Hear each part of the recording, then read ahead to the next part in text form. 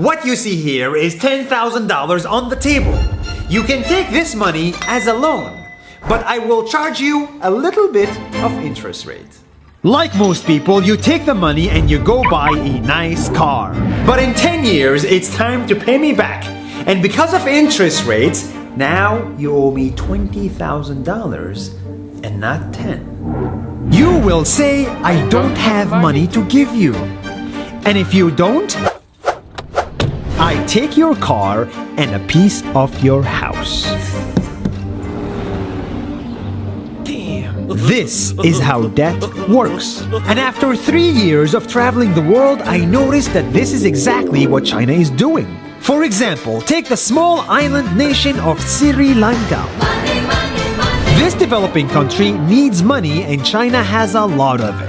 So Sri Lanka took billions of dollars in Chinese loans. It was easy money just there to be taken. And with that, they built skyscrapers, highways, airports, and shipping ports. The country grew and prospered.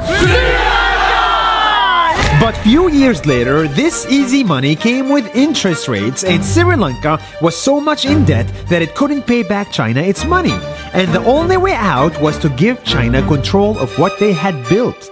In other words, Sri Lanka lost a piece of its home to China because of debt. This is the Chinese money trap. And it's a real thing I saw all over the world. In Papua New Guinea, I saw $2 billion in loans given by the Chinese to build skyscrapers, infrastructures, and ports. But there is no way this remote developing country can pay it back or its interest rate, and the only way out is to give China control of the country. In the Maldives, Pakistan, Malaysia, Laos, Kazakhstan, Mongolia, Egypt, Kenya, and South Africa, the same thing is happening, and many countries are struggling to pay back Chinese loans. If you look closely, all these infrastructure projects like highways, ports, and bridges connect to China through the sea or through the land to form something far bigger, far more powerful than just a bridge, a new Silk Road. The world is already made by China, and I think slowly it will be owned by China.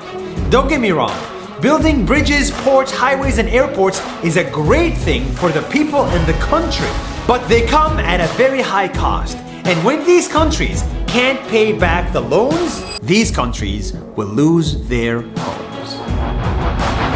One thing my parents had taught me is that there's no such thing as a free lunch or a free ride.